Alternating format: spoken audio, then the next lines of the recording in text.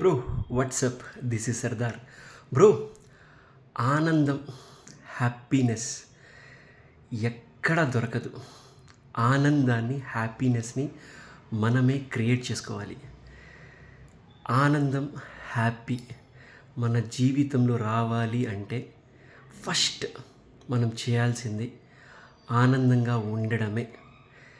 ఎన్ని కష్టాలు వచ్చినా, ఎంత నష్టం వచ్చినా, ఎంతమంది మనల్ని చీట్ చేసినా, హర్ట్ చేసినా, మన మనసులో నుంచి మనం ఆనందపడాలి. మెంటల్గా ఎలా స్ట్రాంగ్ అవ్వాలి అంటే గోడకేసి ఎంత బంతిని కొట్టినా కూడా గోడకి ఏమీ కాదు. అలా నీ మనసు చాలా స్ట్రాంగ్గా ఉండాలి. ఆనందం అనేది ఎక్కడో వెతుక్కోవడం కాదు, నీలో వెతుక్కో. నేను ఎప్పుడు హాయిగా, హ్యాపీగా, చక్కగా, హ్యాపీగా ఉన్నాను అని 10 సార్లు చెప్పుకో. నీకు నువ్వు చెప్పుకో. నువ్వు నీ మనసుకి పాజిటివ్గా చెప్పుకుంటూ పో.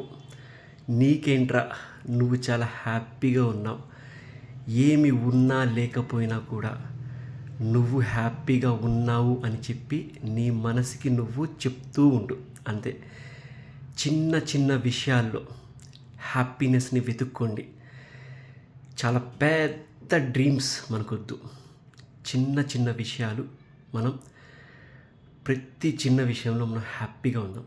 అప్పుడే జీవితంలో మనకి హ్యాపీనెస్ అనేది దొరుకుతుంది. ట్రై చేయండి.